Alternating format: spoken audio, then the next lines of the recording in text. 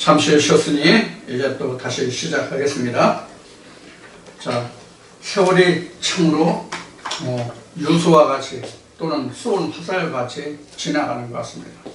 2021년 시작한 때가 엊그제 같은데 벌써 3달이 거의 다 가고 있어요. 오늘 벌써 21일이잖아요. 오늘 벌써 21일이니까 벌써 3월도 먼저 한 10일뿐이 안 남았는데 세월이 참 유수와 같습니다. 여러분들 그 초능을 아껴서 하나님의 말씀에 정신해 주시기 바라고, 오늘 요한계시록을 마치게 되면 여러분들 요한계시록을 다시 한번 들어보시던가 아니면 여러분들이 제가 어느 말씀과 함께 좀 보십사 하는 부탁의 말씀을 드린 것이 있는데 그런 말씀과 함께 여러분들 계시록을 다시 한번 정리하는 시간을 가지시고, 또 저는 저대로 조금 쉬면서 마음도 좀 정리하고 정리할 시간을 갖고 그런 시간을 가지면서 우리가 말씀의 장광물을 다시 한번 점검하는 그런 시간이 되었으면 하는 생각을 해봅니다. 자, 그러면 이제 이 시간 10절로부터죠. 10절부터 말씀을 보겠습니다. 또 내게 말하되 이 책의 예언의 말씀을 인봉하지 말라. 때가 가까우니라. 불의를 하는 자는 그대로 불의를 하고 더러운 자는 그대로 더럽고 의로운 자는 그대로 의를 행하고 거룩한 자는 그대로 거룩되게 하라. 이렇게 되어 있어요. 자, 우리가 여기서 이제 한 가지만 좀 짚어보고 넘어가자고요. 우리가 신학적으로는 그 예수 그리스도가 다시 오는, 즉 재림하면 세상이 굉장히 깨끗해지고 정화될 것으로 그렇게 우리가 알고 있잖아요. 그런데 계시록이 지금 이제 마지막을 장식하는 말씀이잖아요. 지금 그 하나님의 그 신부가 완전히 되고 하나님 나라가 그 사람에게 이루어지고 그런 이제 세상으로 이제 변화됐죠. 자, 그래서 이게 새하늘과 새 땅이 됐잖아요. 그런데도 불구하고 이 말씀에 보면은 불의하는 자는 여전히 그대로 불의를 저지른다라고 되어 있어요. 그러니까 세상에는 항상 영원히 선과 악이 대치되고 선과 악이 대립하고 선과 악이 싸우고 엉키는 그런 세상이 계속 이어진다 하는 것을 우리는 알 수가 있습니다. 세상은 결코 완전히 깨끗해지지도 완전히 더러워지지도 않아요. 그런데 문제는 우리가 생각할 것이, 성경에서 교훈을 얻을 것이 무엇이 있느냐면, 소돔과 고모라 때에 또 하나님이 아브라함을 만나서 에덴을 가나안 땅을 하나님이 언약하시잖아요. 가나안 땅을 너에게 유업으로 주겠다고, 그 땅을. 그런데 지금은 아니다. 왜 지금은 아니냐면 가나안 땅에 아직은 죄가 관영치 않음이라고 성경은 설명하고 있어요. 이 죄의 관영에 대해서 제가 블로그에 별도로 죄의 관영이라는 것이 무엇인지를 그 블로그에 올린 글이 있습니다만은, 하나님이 아직 가나안 땅에 죄가 관영되지 않았다고 하는 것은 무엇을 말하냐면 아직 아브라함에게 가나안 땅을 줄 때가 안 됐다는 얘기예요. 이것을 다시 현재 요한계시록의 신부의 입장을 놓고 보면, 그 신부가 우리 각자의 마음이잖아요. 그 각자의 마음에 죄가 아직 관용치 않았다는 것을 대입시켜 보면 아직 그 자가 자기의 죄를 다 깨닫지 못한다는 뜻이에요. 즉 자기의 죄가, 즉 아직도 그 사람에게 자기 의가 넘치고 자기 의가 살아있기 때문에 하나님의 말씀이 들어갈 자리가 없다 이 뜻이 죄가 관용치 않았다 이 뜻이에요.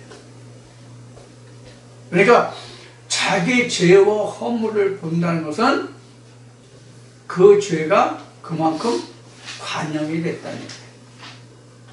관영이라는 얘기는 꿰뚫어 본다, 완전히 관철됐다, 그런 얘기예요. 그 죄가 완전히 그 사람을 관통해 버렸다, 그것이 관영이에요. 그 영자가 찰영이거든요. 천자문에서 그 말하는 찰영이에요. 차다, 가득 차다. 관영, 꿰뚫 관자, 꿰뚫 관자, 가득 찰 영이에요. 그래서 가득 차 꿰뚫었다, 그런 뜻이거든요. 그래서 자기 죄와 허물을 다 벗어놓을 수 있을 때 성령이 교회에 들어가시는 말씀이 내게 들리는 거예요. 그래서 복음서에 세례요한이 요단강에서 세례를 베풀 때에 자기의 모든 죄를 다 드러내고 거기에서 요단강에서 그 세례를 받고 자기의 죄를 드러내는 그런 장면들을 볼 때 세례요한이 뭐라고 해요? 이 독사의 자식들아, 누가 너에게 이러한 것을 하게 해서 여기 가서 너희 죄를 벗게 하라고 했더냐, 이런 말씀을 그래서 기록됩니다. 그것을 깨달아야만 하잖아요. 깨달아야만 나오잖아요. 누가 시킨다고 누가 하라고 해서 할 수 있는 것이 아니에요. 성경의 문제는.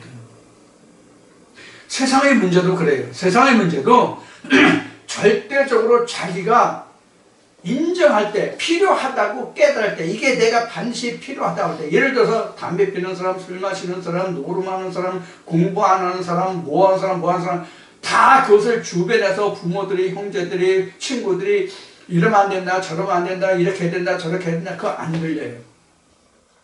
오히려 관계만 악화돼요.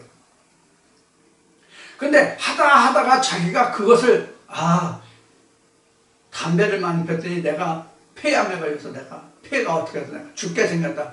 그럼 그때 자기가 스스로 끊어요. 끊지 말라고 하는. 야, 더 펴라. 못 끊냐? 더 펴. 이왕 피던 거. 그래도 그 사람 담배 끊어요. 술 먹고 간경화 걸리고 좀 위가 어떻고 뭐 해서 그 몸이 어떠면 술 더 마시라고 해도 스스로 마실 수가 없어요. 그럼 술 끊어요. 공부도 너 학교 다닐 때 공부하지 않으면, 젊었을 때 공부하지 않으면 뭐 어쩌고저쩌고 부모가 주변에 선생님 뭐 얘기해도 안 들어. 그런데 저 같은 경우는 직장에 나가서 먹고 살려고 보니까 그것을 자기가 공부하고 배우지 않으면 내가 먹고 살 수가 없어. 그러니까 어떻게? 이거 반드시 해야 되네. 그럼 머리 싸매고 한다니까요. 그래서 제가 그랬어요. 학교 다닐 때 이런 열심으로 이렇게 공부를 했으면 박사되지 않을 사람이 없겠다라는 얘기를 한 적이 있어요.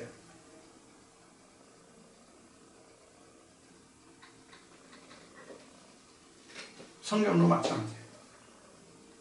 성경도 마찬가지예요. 그래서 제가 이런 말씀을 드렸어요.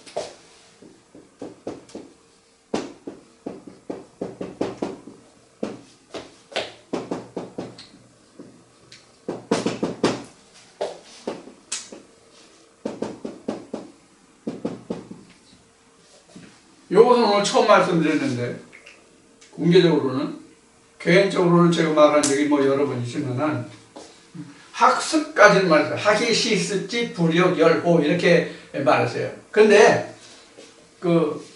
이 습이라고 하는 것이 됐을 때에 자기에게 뭐가 오냐면 기쁨이 온다. 이게 이제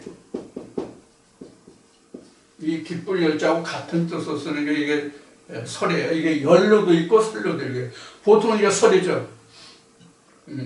연설, 설명, 이런 설교 이럴 때 이게 그 말씀설 이렇게 해서 베풀설, 설자로 쓰시면 이게 기쁠 열자로 읽어요. 그 다음에 숙여. 이거는 읽는다는 읽을 숙자죠. 그래서 이 습이라는 것은 내 거로 만드는 그 상태가 습이에요. 그러니까 여러분들이 동영상을 들으시잖아요. 동영상을 들으시는 것은 그냥 학이에요. 그냥 배우는 거예요. 그냥 배우는 거예요. 제가 이거 많이 하죠? 이거 많이 했죠? 이거 많이 했죠? 요렇게 이해하는 거는 그냥 학이에요. 요렇게 하는 건 학이에요. 요렇게 하는 것을 내가 이렇게 하는 것을 내가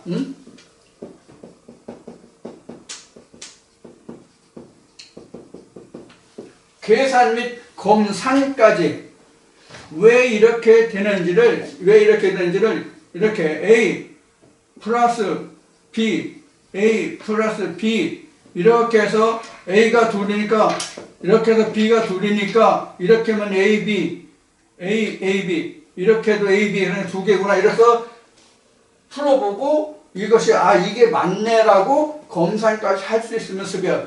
그래서 이것을 깨달으면 기쁨이 되냐. 이게 이렇게 되는구나 하면서 원리를 이해하면은 그게 이제 자기 거가 되는 거예요. 그래서 비로소 그 기본 원리를 이해하는 단계가 습이에요. 기본 원리를 이해하는 단계가 습이에요. 그러면 요 습이라는 것은 요거 하나에 대한 것을 익히는 거예요. 그런 습은 뭐냐? 많은 응용 문제. 많은 응용 문제를 자유자재로 풀어낼 수 있는 단계가 습이에요.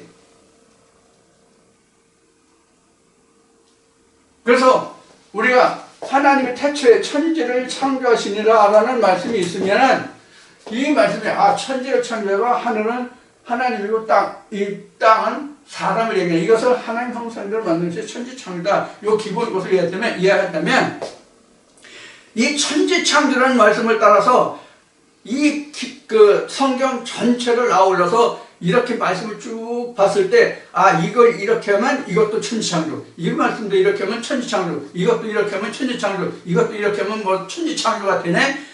모든 말씀을 보았을 때 이렇게 만들 수 있으면 이것을 숙이라고 그래요. 신명기에서는 이 숙단계를 뭐라고 하냐면 떡반죽이라고 그래요. 어느 말씀을 보든지 간에 하나님의 생명의 말씀으로 빚어낼 수 있는 게 떡반죽이에요. 이 단계까지 우리가 가야 성경을 내가 안다, 이해했다, 깨달았다, 하나님과 예수와 성경을 안다라고 말할 수 있는 거예요. 그럼 여기는 모르는 겁니까? 여기는 모르는 겁니까? 다 학도 아는 거고 숙도 아는 거예요. 다 아는 거예요. 그러나 단계가 틀리잖아요. 레벨이 다르잖아요. 위치가 다르잖아요. 정도가 다르잖아요. 자, 학에서는 습이 나올 수가 없고 습에서는 숙이 나올 수가 없잖아요. 그러나 숙 안에는 학도 있고 습도 있고 다 있죠. 그렇죠? 학도 있고 습도 있고 다 있잖아요. 숲 속에는 이런 차이가 있단 말이에요. 성경도 마찬가지예요. 그래서 여기에서 지금 우리가 하나님의 때가 오면, 재림주가 오면 뭐 세상이 어떠고 저쩌고 하는 사람들이 많이 있지만, 그런 신학자들도 있고 그렇게 믿는 사람들도 있고 그렇게 말하는 사람들도 많이 있지만, 사실 성경에 보면 그렇지 않다는 거예요. 한 예를 들어 역사적인 사실을 우리가 보자고요. 2000년 전 과거 유대 땅에 예수 그리스도가 왔잖아요. 아니 지구촌은커녕 아니 중동은커녕 아니 이스라엘은커녕 이스라엘 내에 있는 교내에서, 교단 내에서도 하나가 안 됐잖아요. 바리새인들 악을 더 저질렀잖아요. 예수 그리스도 십자가에 내 죽었잖아요. 이런 것들을 우리가 생각하셔야 된다고. 세상적으로 이미 일어났던 성경이 세상에서 어떻게 그것이 응해졌는지 우리가 보자고요. 과거 지난 역사, 과거 구약의 역사, 엘리야 보자고요. 엘리사 보자고요. 이사야 보자고요. 예레미야 보자고요. 안 되잖아요. 오히려 그들이 가진 종교인들로부터 가진 패악을 당할지언정 그 사람들이 말을 옳다는 자가 없잖아요. 예수 그리스도에 대해서도 누가 그가 말하고 그가 전하는 것을 믿었느냐 옳다 했느냐 성경이 이렇게 증거하고 있잖아요. 복음서에서. 마찬가지예요. 요한계시록. 그러니까 세상은 앞으로 영원히 세상 앞으로 영원히 이런 악과 참, 하나님과 세상과의 충돌 사이에 이어져 간다는 사실을 우리는 반드시 전제해야 돼요.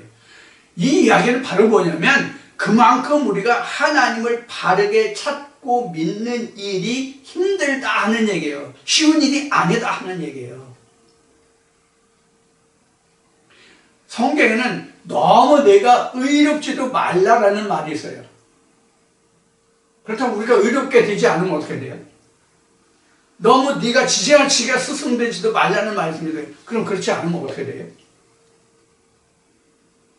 그래서 전에 영어의 adult, 우리 말로는 성인이죠. 성인이라는 말의 뜻이 어떤 뜻이 포함되어 있느냐 하는 이야기까지 한 적이 있어요.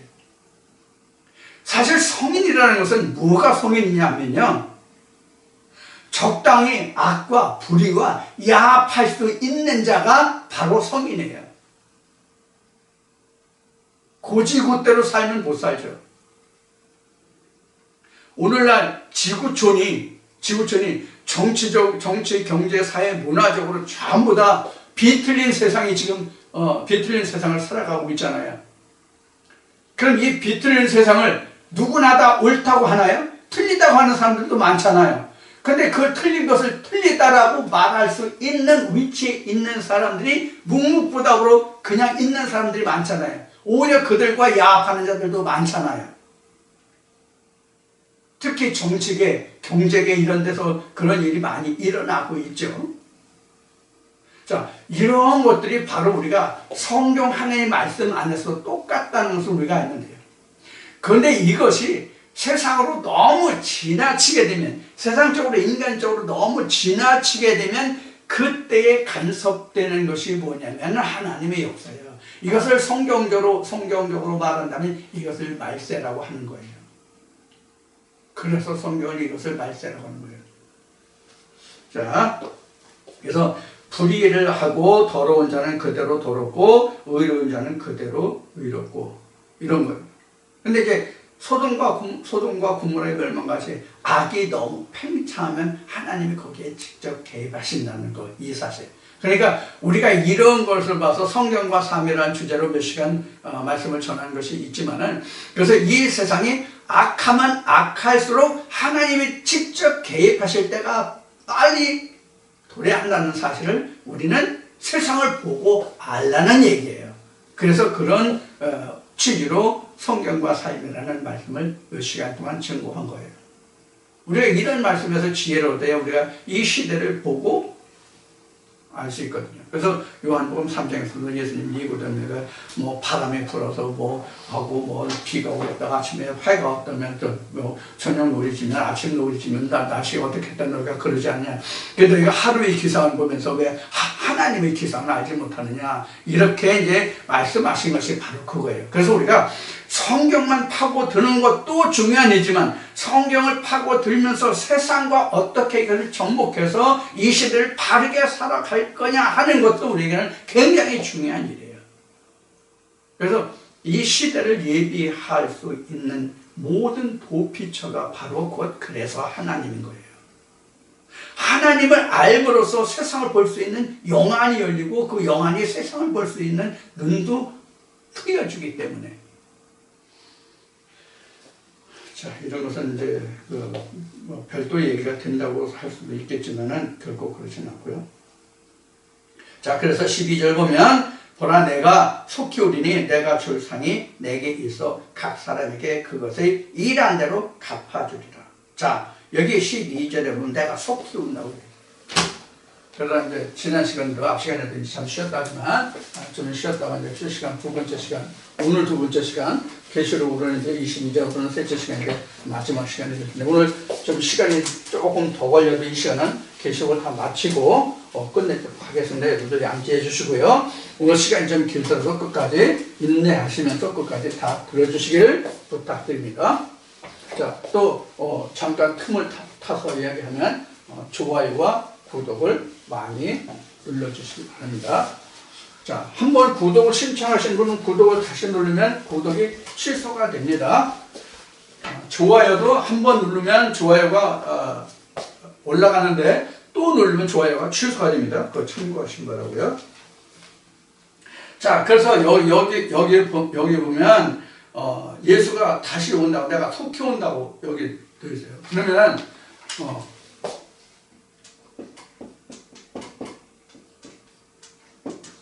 이렇게 얘기했어요. 현현, 나타난다는 뜻으로 현현이라고 얘기해서 신학적으로 현현이라는 얘기를 많이 쓰거든요. 예수의 현현을 보면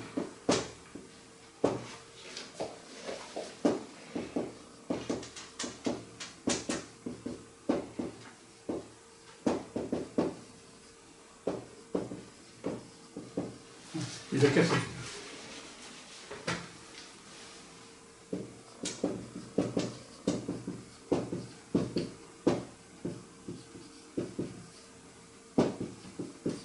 이렇게 씁시다. 첫째 부활 때, 그 다음에 첫째 부활 후. 예수가 이렇게 이제 현현상으로 나타나거든요. 자, 그래서 여기서 앞 시간에도 설명했지만, 첫째 부활 때는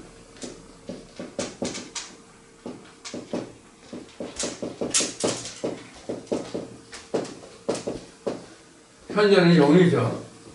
부활사. 이것이 결국은 렘마죠. 그 속뜻을 이해하는 거예요. 그게 바로 예수예요.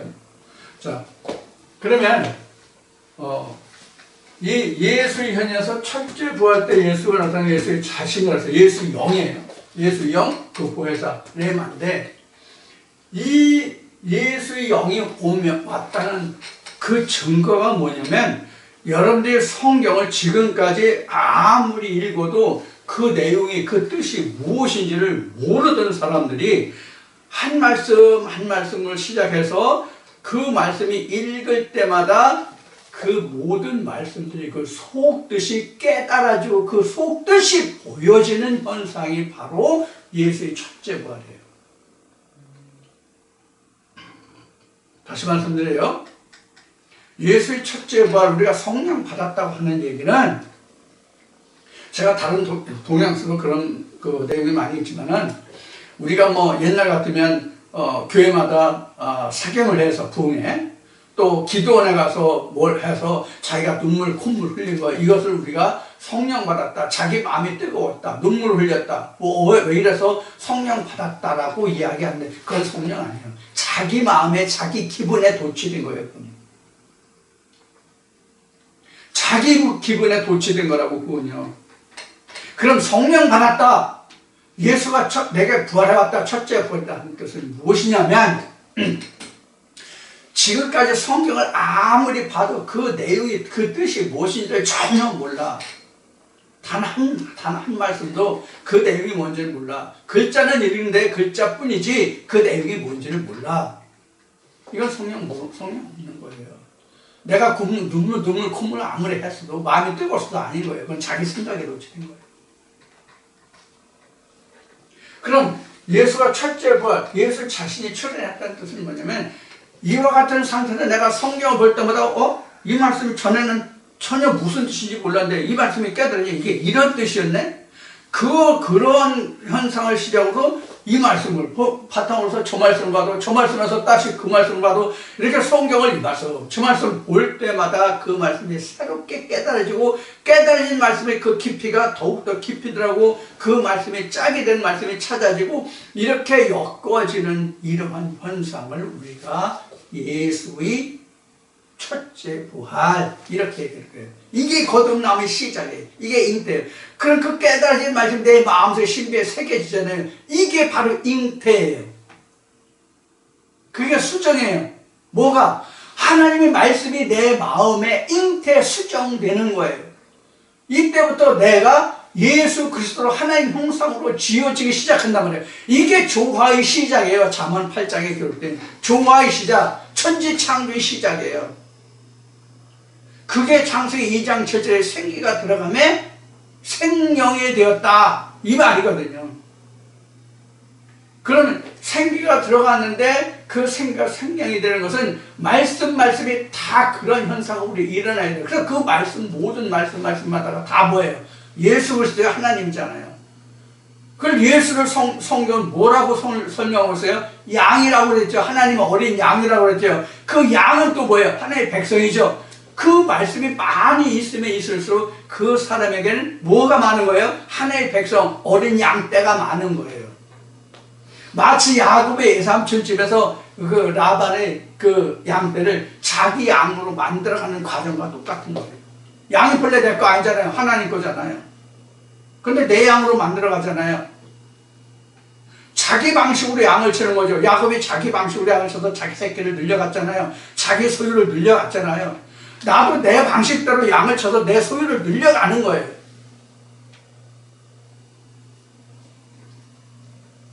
자, 이것이 첫째 부활이고, 첫째 부활이 되면은 내가 그 순간부터 뭐가 일어나냐면 수정이 되고 잉태가 된단 말이에요. 그럼 내가 점점 예수 그리스도로 자꾸 자라가죠. 그렇죠? 이것이 성경과 내가 자꾸 같아지고 그 양이 커지면 내가 어떻게 되냐면 예수 그리스도 하나님 아들로 태어나는 거예요. 하나님의 아들이 되는 거예요. 그럼 조금 전에 학습 숙을 얘기했는데, 숙이 되면 내가 하나님의 아들로 태어난 거예요. 모든 성경을 자기 자유자재로 모든 성경을 다 떡을 만들 수 있잖아요. 모든 말씀을 다 볼 때마다 자기 떡으로 만들 수 있잖아요. 자기가 만드는 것이 아니라 결국 하나님이 재료를 주셔서 하나님이 떡을 만들잖아요. 그럼 자기가 만나를 낼 수 있는 자, 즉 생명을 낼 수 있는 자가 되잖아요. 그게 숙이에요. 그걸 예수님의 말씀으로 설명하면, 하나님이 나를 말씀으로 거룩하게 해서 세상에 보냄을 받은 자가 하나님으로부터 왔다, 하늘로서 왔다는 말을 너희가 왜 참남하다 하느냐 하는 말씀과 똑같습니다. 그러니까 하나님으로부터 보냄을 받았다, 하늘로부터 왔다는 뜻은 말씀에 의해서 내가 너에게 말하고 증거한다는 뜻이 되는 거예요.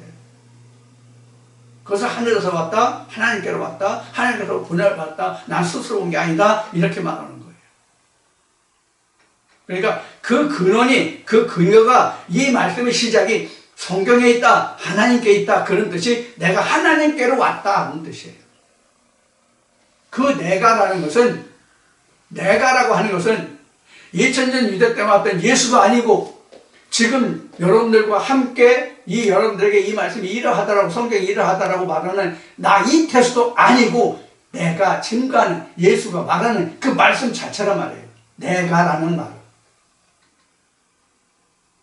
인간을 말하는 게 아니라, 인간 예수, 인간 이태수를 말하는 게 아니라 말씀이 이러하다. 그래서 여러분들이 이런 것을 오해하시면 안 됩니다. 그래서 여기서 그 속히올이라고 한 것은 첫째 발표할 때 지금 무슨 또 속히 온다고 하느냐 하는 얘기를 지금 설명드리고 있는 거잖아요. 그럼 둘째 부활에서 그 속히 오라고 하는 얘기는 뭐냐면, 그 말씀이 내게서 응해서 예수 그리스도로 변화되는 말씀이에요. 레마의 말씀을 듣고 내게서도 레마로 생성되는 그 과정이 속히 오리라 이 뜻이에요. 그러면 그 온 예수와 내게서 부활한 예수가 똑같잖아요. 그래서 앞 시간에 말하는 것 같이 성경이 기록된 말씀과 성경에 기록된 말씀과 내 안에 기록된 말씀이 로고스와 레마가 똑같다면 그것이 곧 하나님의 신부의 모습이에요. 근데 처음부터 모든 성경 말씀이 다 그렇게 되는 건 아니잖아요. 또 내가 모든 말씀을 다 그렇게 이뤘다 해서 성경 66권 전체의 말씀을 다 그렇게 읽은 게 아니잖아요. 이해하시겠죠? 자, 그래서 내가 속히 오리라는 그 말씀이 지금 여기에서 속히 오리라는 말씀과 앞에도 내가 속히 오리라 아시아 7교회도 얘기하고 그런 말씀과 이제 비교가 역시 됐죠? 속히 될 일도 앞에서 1장에서 얘기한 것과 22장에서 얘기한 것이 어떤 뜻인지 설명을 드렸듯이 지금 내가 속히 온다는 뜻도 바로 이런 거예요. 앞에서는 7 인과 나팔과 재앙된 그 될 일을 속히 와서 하신다는 얘기했고, 지금은 내 안에 신부로 완전히 지어지는 하나님의 성전이 온전히 되는 그런 단계를 말하는 거예요. 그럼 속히 오리라예요. 그래서 속히 오리라가 앞에와 뒤에가 틀려요. 이미 입장에서 왔는데 여기서 내가 끝난 뜻이 무엇인가 하는 것이 바로 그런 뜻이라는 것을 여러분이 이해하시면 됩니다. 그래서 상이 있다. 내가 줄 상이 있다는데 그 상이 바로 뭐냐면 하나님이 인간에게 주신다고 하는 크게 쓴다고 합니다.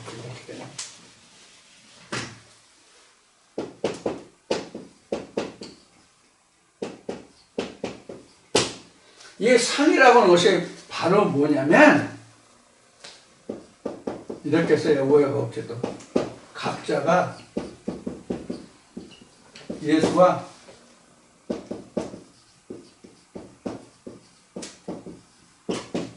이게 상이에요. 각자가 예수와 똑같이 되는 게 상이에요. 그러면 여러분들 그냥 이렇게만 하면 답이 되나요? 상이라는 것이 각자가 예수와 똑같이 되는 게 상이다. 이렇게 말하면 이게 상인가요? 답인가요? 이렇게 그 말하는 이유가 뭡니까? 이렇게 말하는 이유가 뭡니까? 각자가 예수와 똑같이 되는 게 상이라고 그러세요. 그럼 이게 왜 상이 이거냐고요? 왜 상을 이렇게 설명하느냐 그 얘기예요. 왜 이렇게 설명합니까?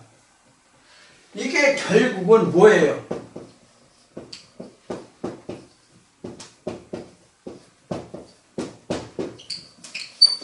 아버지 보좌가 됨이잖아요. 이게 곧 뭐예요? 영생이잖아요. 그래서 시편 133편 3절이죠. 그래서 상이라고 하는 것은 바로 뭐냐면 앞에 서면도 첫째 부활 후에 일어나는 것은 뭐예요? 잉태 또는 수정 이렇게 얘기했잖아요. 그죠? 요것이 자라면 뭐가 돼요? 아들이 되죠? 그렇죠? 그 얘기예요. 그게 상이에요. 그게 내가 줄 상이 있다는 얘기예요. 예수가 오고 끝나는 게 아니에요. 예수가 오고 오는 것으로 끝나는 것이 아니라 이스라엘 백성들의 출애굽 과정을 보면 예수가 있어야만 가나안 땅이 건설되고 최후에는 뭐가 세워져요? 하나님의 성전이 세워진단 말이에요. 하나님의 성전이 신부가 된다 그 얘기예요.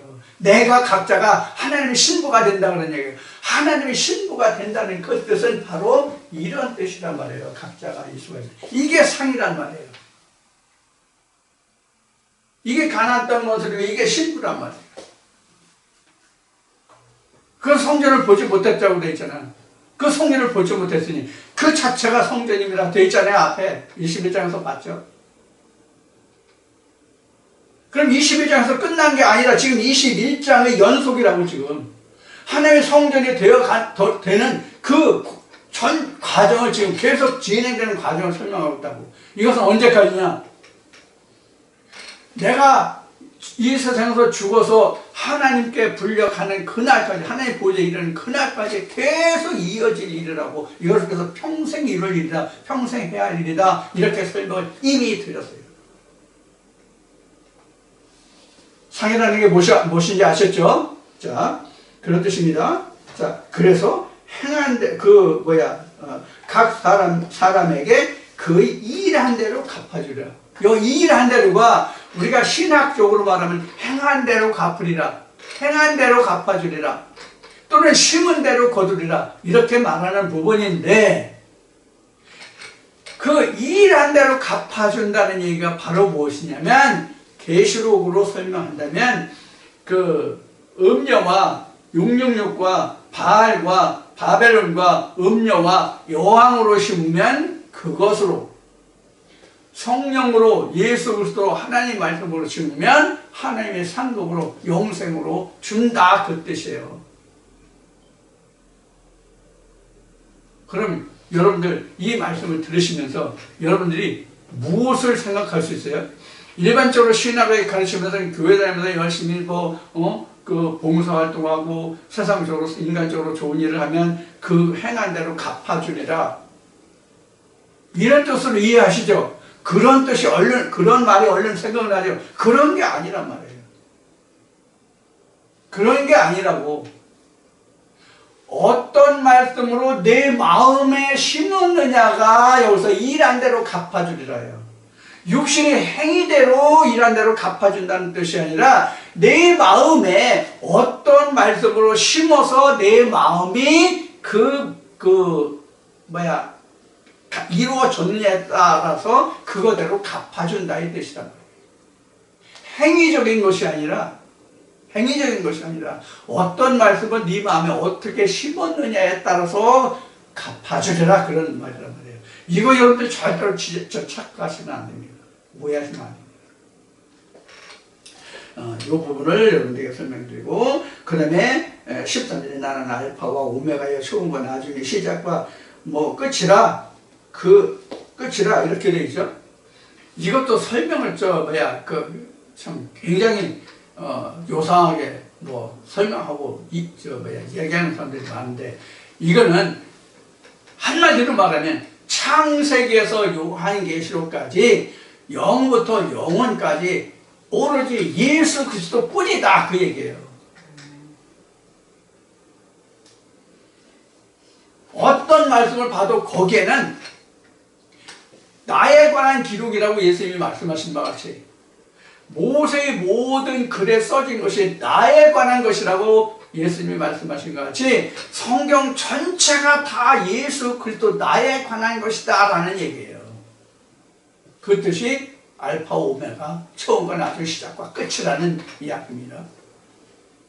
이에 다른 설명 없어요.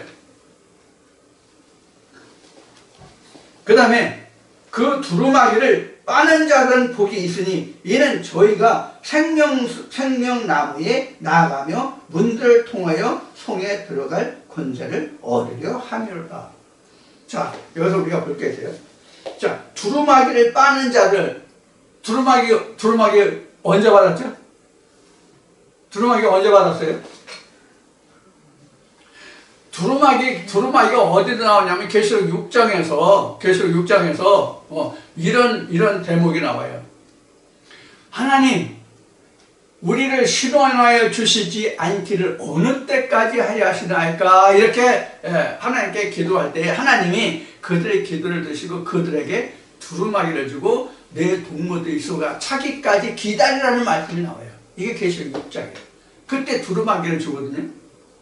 그러면 이미 하나님의 백성에게 두루마기를 주고 그 동무의 수가 차기까지죠? 그 동무가 누구예요? 동무가 이거예요, 이거. 동무가 이거라고. 동무들의 수가 차기까지. 그럼 동무들 수가 어디 가득 차요?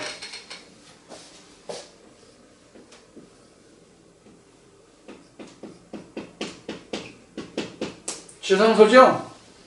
동물들 수가 어디까지 가득 차요? 이 성소. 성소에서 이렇게 기도했잖아요. 그 두루마기 줬죠, 두루마기를 주면서 내 동물들 수가 차기까지요. 이 동물들 수가 지성소와 성소가 똑같이 될 때, 동등하게 될 때, 이렇게 때 신부의 모습이 될 때, 이게 동물들의 수가 차기까지예요.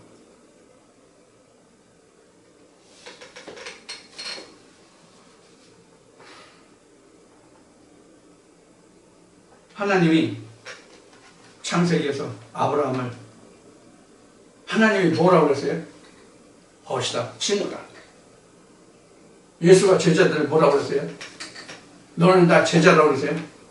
형제라, 벗이다, 친구라 그랬잖아요.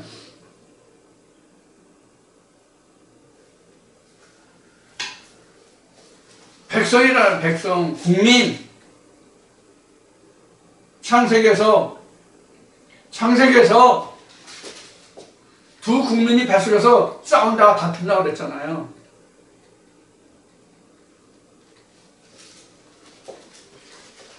그래서 여기서 두루마기가 나왔고 그 다음에 생명나무에 나간다고 하는 것은 지금 이게 이 성소가 지성소로 나간다는 뜻이에요. 근데 실제로 지성소로 나가는 것이 아니라 좀 더 정확하면 성소가 지성소가 되어 가니에요. 그게 바로 신부가 된다. 예수가 된다. 그런 뜻입니다. 그것이 상급이다. 그래서 문들이라고 되어 있는데 이 문은 요한복음 10장에 보면 예수가 양들의 문이라고 되어 있죠. 문들로 간다는 얘기는 성경에 풀려진 말씀마다 하나님께로 가는 거예요. 이걸 제자들에게 말씀하실 때 예수가 이런 얘기를 했죠. 제자들에게 나로 말미암지 않고는 아버지께로 이를 자가 없다. 이런 그 기록에 있죠. 복음서에. 이 말을 풀어서 하면 레마로 인하지 않고는 로고스를 깨달을 자가 없다. 이 이야기와 같아요.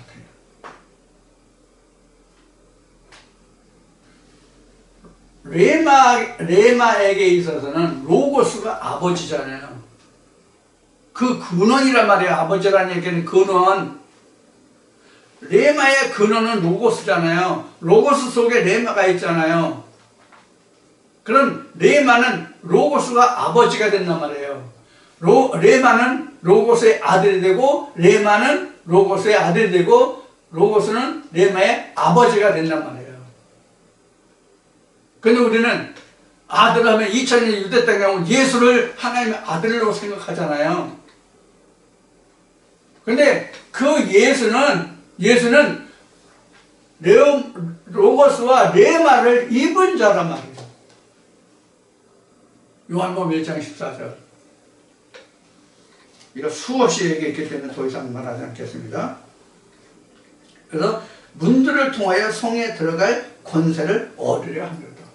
이 성이 뭐냐면 계시록 21장에서 설명한 사도 요한에게 하나님이 높은 산으로 올라가는데 예루살렘 성을 보여준다고 한 거죠. 그런데 하나님의 신부라고 말하죠. 이게 하나님의 성읍을 얘기하는 거예요. 우리 마음속 지성소와 성소를 얘기하는 거예요. 거기로 들어간다는 뜻에 통하여 들어간다. 즉 예수 그리스도가 문이 돼서 지성소로 들어간다. 자, 개들과 술객들과 행음자들과 살인자들과 우상 숭배자들과 및 거짓말을 좋아하며 지어내는 자마다 성 밖에 있으리라. 이렇게 되잖아요. 요 개들에 대해서는 이사야서에도 나오고, 그 다음에 사도 바울의 증거한 빌립 교회에 편지한 내용에서도 너희가 개들을 삼가고 이렇게 합니다. 그리고 이사야서는 능히 짓지 못하는 벙어리 개, 이렇게 이제 설명이 나옵니다. 그래서 여러분들이 개라고 하면 실제 우리가 집에서 그걸 뭐라 그러지?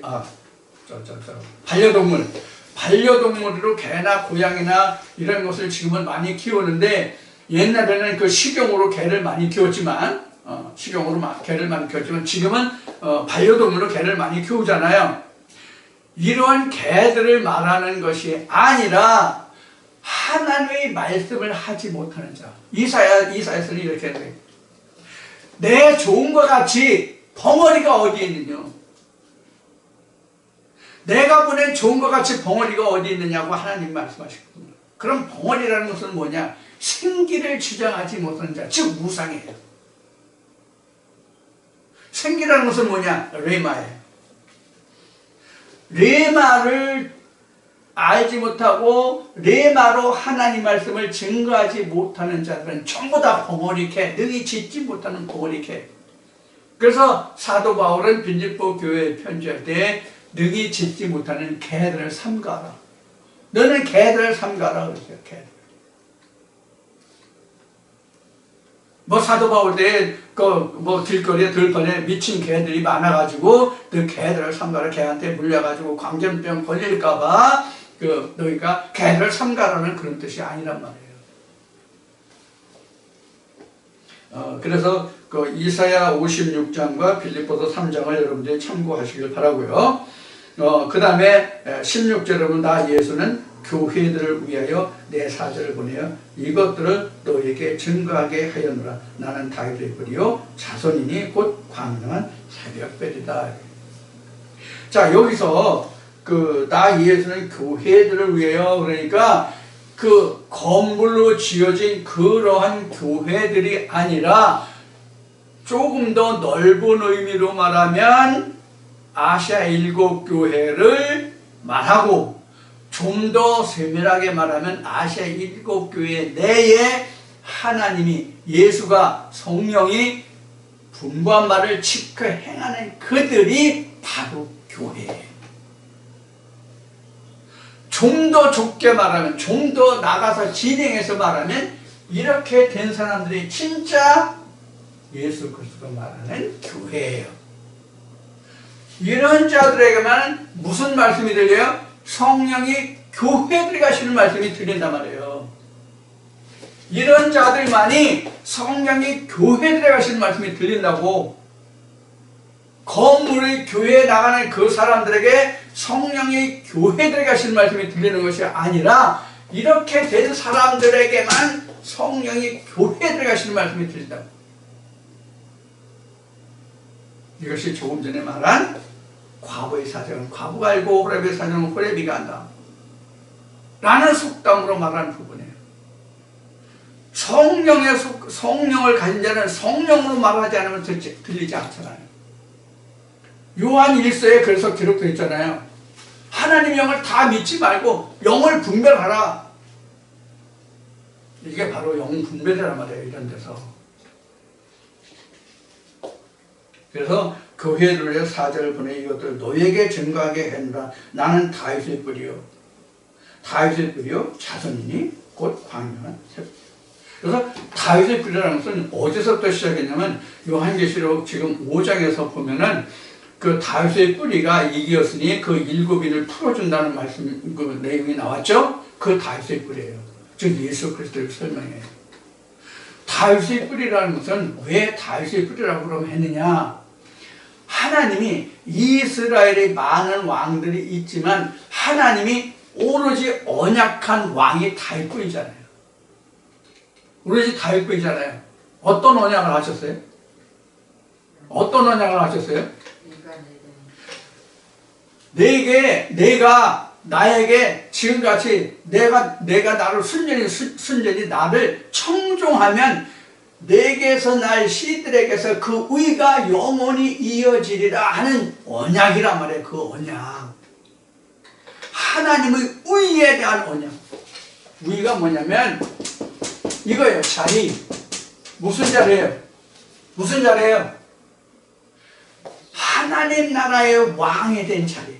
즉 아버지 보좌라는 거예요. 그 자리를 하나님이 다윗과 언약하셨거든요. 그래서 하나님이 다윗과의 언약을 기억하시고 유다를 어느 때까지 왔어요? 바벨론을 치리할 때까지 길이 참으신 거예요. 하나님의 속을 끓이시면서 참으셔가지고 다윗의 언약을 기억하사 성경에 그렇게 기록하고 있죠.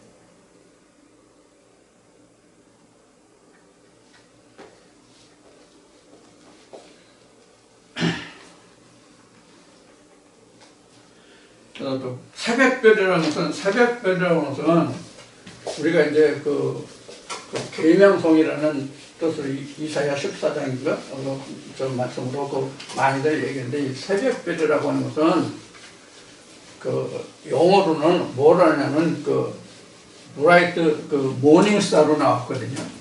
아침을 밝혀주는 별이라는 뜻이죠. 브라이트 모닝스타니까.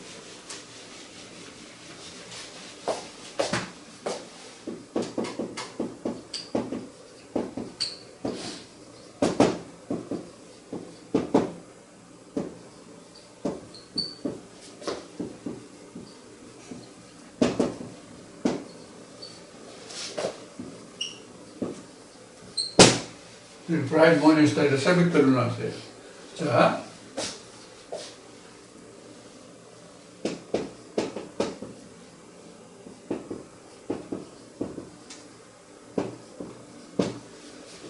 이런 거거든요. 밤이 깊었다는 얘기는 아침이 가깝다는 얘기죠. 밤이 깊었다는 아침이 가깝다는 얘기예요. 그런데 우리가 새벽이라고 하는데 새벽에 그 가장 어두운 시간이 여명이라는 시간이 있어요. 그리고 낮에서 다시 저녁이 되잖아요. 그래서 우리 일과 24시간을 보면 자, 밤에서 낮이 왔잖아요. 밤에서 낮이 오는데 낮에서 또 저녁이 되잖아요. 밤이 되잖아요. 그러면 이 저녁일 때 가장 어두운 시간이 뭐냐면 딴검이에요. 우리가 하루 중에서 가장 추운 시간, 가장 어두운 시간이 언제예요? 이 시간이에요. 가장 어둡고 추운 시간이 여명이라는 순간이에요. 어두워질 때도 밤도 저녁도 가장 어두운 시간이 딴검이질 때예요. 딴검이가 우리가 그 일반적으로 시골에서 저녁 생활 때는 낮에서 저녁으로 할 때 어둑어둑해서 그러니까 우리가 그 일반적으로 저녁에 아니면 그 낮에라도 그 우리가 어두운 상태에서 갑자기 밝은 상태로 오면 괜찮은데 밝은 상태에서 갑자기 어두운 상태로 나가면 어떻게 되죠? 그 순간에 가장 안 보이죠? 그게 딴검이에요. 그게 딴검이에요. 자, 요게 바로 여기서 새벽별이 나온 거예요. 여기서 새벽별이 나온 거예요. 그래서 이거 이제 새벽별은 예수의 상징이에요. 새벽별은 예수의 상징이에요. 그러니까 밤에서 낮으로 인도하는 그 별이 새벽별 또는 계명성. 그래서 이사야서는 계명성으로 나왔죠. 계명성이라니 이렇게 나왔죠. 요거 바로 새벽별 예수를 상징한다 이렇게 하시면 됩니다. 그 다음에 17절에 성령과 신부가 말씀하시기를 성령과 신부라 뭐가 성령과 신부일까요? 뭐가 성령과 신부예요? 앞 시간에 얘기했나? 이 시간에 얘기했나?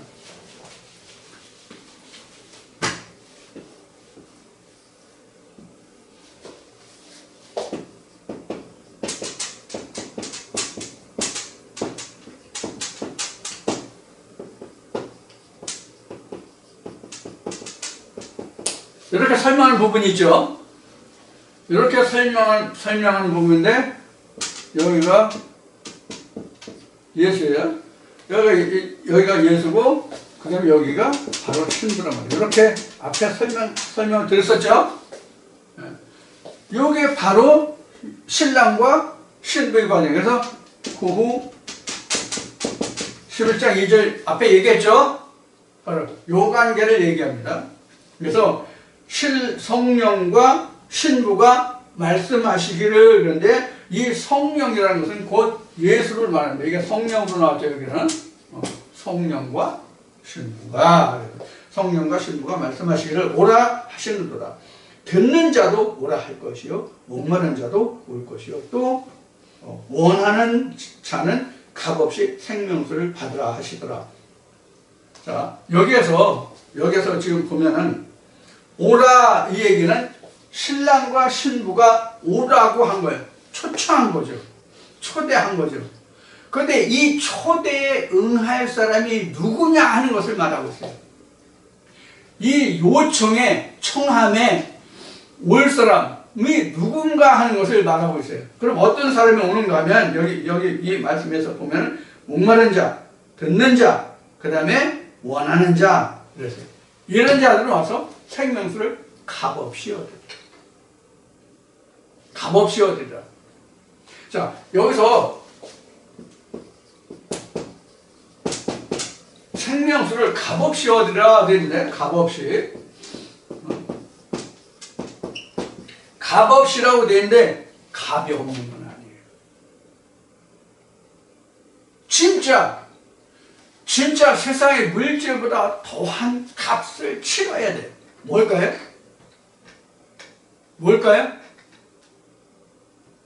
어떤 값을, 어떤 대가를 처리해야 우리가 이 성령 안에 들어올 수 있을까요? 성령과 신부가 오라 하는데 어떻게 해야만 들어갈 수 있어요?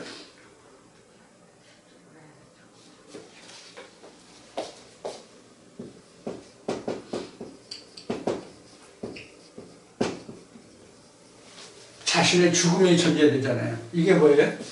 십자가. 자신의 죽음이에요. 그래서 여기 앞에 우리가 봤듯이 배임을 받은 자, 죽은 자들 다 나왔어요, 안 나왔어요?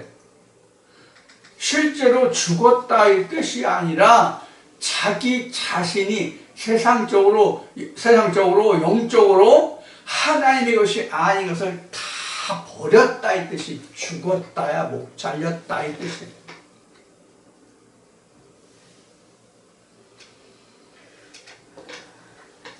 세리완이 목에 갇혀서 목이 잘려서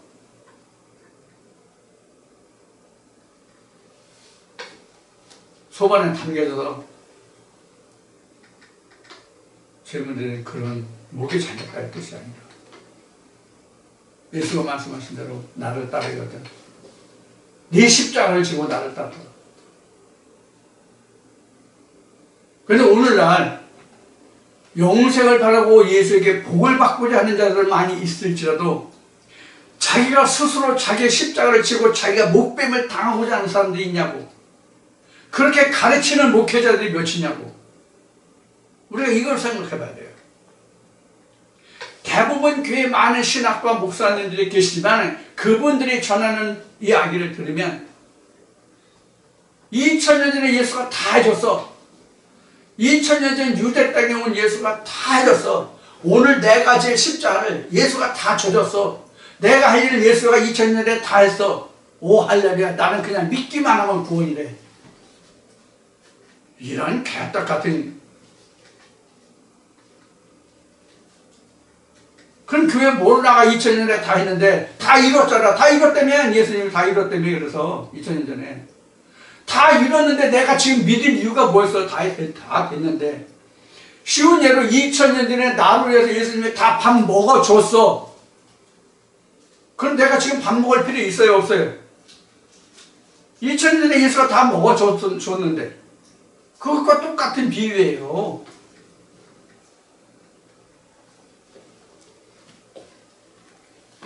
자, 이 정도만 합시다.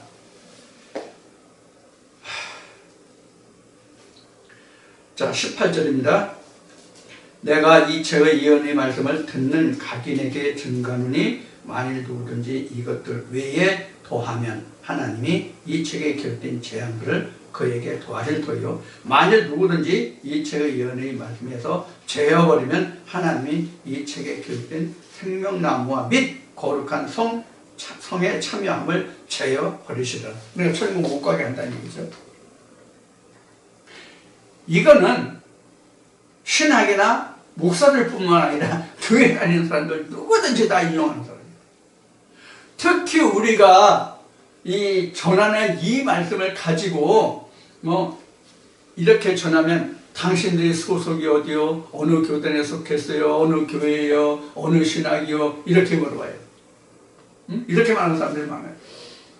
그래서 2단 아니냐 3단 아니냐 사람들이 많아요. 대놓고 하는 사람은 그래도 용감하고 그래도 친분 관계가 있는 사람들은 너 혹시 2단 아니야? 이런 식으로 얘기해요. 그런데 친분이 아니고 좀 거리가 있는 사람은 감히 2단 3단 얘기를 못하고 그렇게 우회적으로 말하죠. 성경을 꼭 그렇게 풀어야 되냐, 그렇게 알아야 되냐, 너는 왜 성경을 그렇게 푸냐, 뭐 이런 식으로 말하죠. 이 얘기는 그건 뭐냐면 2단 아니냐 3단 아니냐 그 얘기거든요. 그러면서 여기에 기록된 18절 19절에 기록된 이 말씀을 인용합니다. 마음대로 풀다가 어쩌고 저쩌고 이런 식으로 하죠. 근데 하나님의 사정은 하나님의 애는 모르는 거예요. 하나님 영외에는 하나님의 사정을 모른다고요. 예? 오늘 뭐 과보 사정, 호렙의 사정을 몇 번 얘기했습니다만은 하나님 사정과 하나님 영외에는 하나님을 알지 못하는 거예요. 누가 감히 이 얘기를 하냐고. 신학을 하면 성경 해석법을 다 배워요. 성경 해석법을 앞에 문맥을 보고 무슨 사실을 근거하고 뭐하고 해서 성경을 풀어야 한다. 물론 맞는 얘기죠. 이것을 세상의 문학으로 하면 앞뒤 문맥을 보고 그 사상을 보고 이렇게 할 수 있어요. 예를 들어서 빼앗긴더라도 봄이 오는 거라면 그때 사회적 배경이라든가 이 사람이 왜 이걸 썼는가라는 그 사람의 문학 사상을, 그 사람의 정체를, 사상을 보면 나오죠. 그런 면으로 본다면 성경도 하나님의 사상과 하나님의 사정을 이해해야만 성경을 이해할 수 있죠. 성경을 풀어낼 수 있죠. 그러니까 하나님의 사정을 하나님의 명예는 누가 알겠냐, 이 말이 가장 정확한 말이죠. 성경에 기록한 말씀이지만. 자, 그래서 지금 여기에 기록한 이 말씀은 누구든지 할 수 있는 말이지만, 저도 동영상에서 이런저런 동영상을 신천지에 있는 사람으로 추정되는 사람인데 자기네들한테 이 말씀을 보라는 거예요. 그래서 들어가니까 그게 신천지야. 그 신천지에 속한 사람들도 그것이 참이라고 생각하기 때문에 그렇게 믿고 그렇게 말할 거 아니에요. 제가 전하는 말씀은 틀리다고 할 거 아니에요. 그 사람이 동영상 댓글에 달기를 이걸 이용해서 마음대로 풀다가 지옥에 떨어진다고, 이런 식으로. 응? 마음대로 풀면 하나님 화를 내는데, 진노를 받는데 그런 일이 있습니다. 그래서 하나님이 웃으시면 이제 그런 거죠. 자, 그 다음에 20절 우리 이제 끝으로 갑시다. 이것들을 증거하시니가 가로되 내가 진실로 속히 오리라 하시거늘 아멘. 주 예수여 어서 오십시오. 자, 주가 지금 몇 번 와요? 지금 수없이 와요. 이 속히 온다는 뜻이 바로 요게 속히예요. 요 상황이 속히입니다. 요 상황이 속히입니다. 그러니까 성령이 교회에 들어가신 말씀을 들을 수 있는, 즉 습에서 숙으로 가는, 습의 단계에서 숙으로 가는 단계가 빨리 이루어지는 것은 하나님의 신부가 된 그런 사람들이라고 얘기했죠. 그런 사람들에겐 예수가 속히 와요. 이렇게 요 상태가 속히 온다는 뜻입니다. 신학에서 일반 교회에서 가르치는 재림주가 속히 온다, 그런 뜻 아니에요. 그렇게 이해하시면 영원히 재림주는 안 옵니다. 자, 그 다음에 21절 이제 마지막 절입니다. 주 예수의 은혜가 모든 자들에게 있을지어다. 아멘. 이 모든 자들에게는 이 지구촌에 살고 있는 모든 자들이라는 뜻이 아니라 하나님의 신부된 자들, 하나님의 신부된 자들에게 이렇다는 얘기예요. 21절이 주 예수의 은혜가 모든 자들에게 있을지어다는 것은 하나님의 신부가 된, 하나님의 성전으로 된 그 자들에게 이렇다 하는 얘기예요. 하나님의 은혜가, 예수의 은혜가 그들에게 영원히 있는 것이지, 모든 자들에게 있는 것이지 세상의 모든 사람들에게 다 있다는 뜻이 아니에요. 재림주가 오면 세상의 모든 사람들에게 이런 은혜가 있다는 뜻이 아니에요. 하나님의 신부가 된 자들에게만 이런 하나님의 은혜가, 예수 은혜가 있다는 뜻이에요. 자, 이렇게 해서 계시록을 전부 마치도록 하겠습니다. 지금까지 제 나름대로 열심히 요한계시록을 자세하게 여러분들에게 증거한다고 했는데, 그동안도 몇 시간 동안 말했지만, 몇 차례 저도 말씀드렸지만, 아직도 부족하다고 생각되는 부분, 더 듣고 싶다고 생각하시는 부분, 빠졌다고 생각하시는 부분, 추가되어야 될 것이라고 생각하시는 부분, 더 듣고 싶은 다른 말씀도 다 여러분들이 기록을 주시면 제가 그 말씀을 취합해서 시간이 되면 순서를 정해서 말씀을 전해드리도록 그렇게 약속을 드립니다. 그리고 오늘 첫 시간 말씀을 드렸듯이 이제 요한계시록을 마치면 좀 당분간 좀 쉬겠다고 말씀을 드렸잖아요. 얼마나 쉴지는 제가 정한 게 없다고 그랬어요. 휴식 시간을 좀 가지고 그 다음에 여러분들 찾아뵙겠다고 말씀드렸으니까 여러분들 당분간 말씀이 그 동영상에 올라가지 않더라도 여러분들이 양해해 주시고 다시 만나는 그 시간까지 하나님과 함께 동행하시는 삶 속에서 건강한 환절기 지내시고 건강한 모습으로 다음 시간에 다시 찾아뵙기로 하겠습니다. 찾아뵙는 그날까지 안녕히 계십시오. 감사합니다.